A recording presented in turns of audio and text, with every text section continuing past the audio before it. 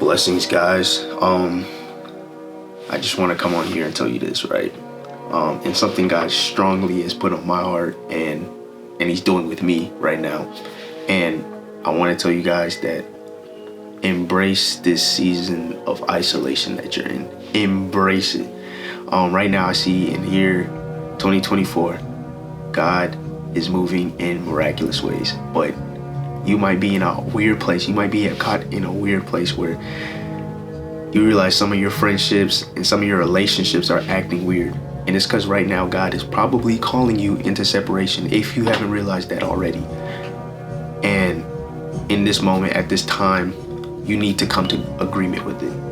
You need to come into agreement with it. That God will separate you from a certain someone, a group of people, or an environment if it is going to entice you to sin. Because this year God is moving so many mountains. God is doing such a new thing, but He wants to mold you into the person that can steward it, the person that can turn, like in the parables, the one that can bury that. Not, He doesn't want to make you the person that wants to bury the talents. He wants to make you the person that will double the talents.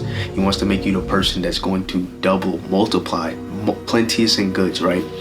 And right now in like the book of Jeremiah goes to see the potter, and the potter is making the potter is doing something with the clay, and he's molding the clay into a pot. And it's the same thing with God doing with you right now. He is molding you into the person that He has sought you to become when He knew you. It says, before I knew you, before I formed you, I knew you.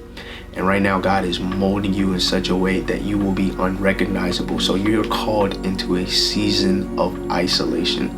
Now you don't need to be like, oh man, like this season, you just need to not force any of your relationships. Don't force it, because either way, God's will is going to be done. God will either put it in your heart or their heart for it to not work out with you, whether it's a friendship or a relationship.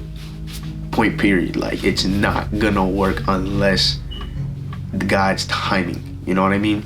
So, let's not try to go before God's timing. I think it says, do not awaken love at its appointed time. So right now, if something in your relationship, something in your friendship or whatever, it's not working at the moment, just know that God is calling you into isolation. You need to be unrecognizable. And in order to do that, you have to really abide in the shadow of the Most High. You have to abide with God. And this is a season where you were made for a time like this, and God is prepping you for you to be an end times warrior, to really be a good minister, a philanthropist, whatever. He is really calling you right now. And this season, this moment of isolation requires focus with God and what He wants you to become. So you really need to embrace this season, prepare, and be in full development for what God has for you, because this isn't the time to lollygag and be in la la land, or this is the time to really dive deep with God, deep mysteries, deep revelations, to become who you need to become, because He knew you before He formed you, and you need to become that person. You don't want to hear the words, depart from me, for I never knew you. You don't want to become that version. You want to become the version that says, I knew you, that God made for you. So now is the time for you to focus, to really lock in, and to really develop your relationship with God. Like, really love the presence of Lord. It says like that I believe that no angels, no devils can separate us from the love of God. That He loves you so much that He's willing to put you in a season of isolation. Joseph, right? Joseph tried to at one point mention to the baker to get out of prison. When he was in prison, he mentioned to the baker, oh, when you get out, make sure to tell the king about me. And he tried to basically kind of go ahead, and we're all humans. We all want to get out of our season of wilderness or in the prison, whatever. And, it was at God's timing that the baker remembered and told the king about Joseph.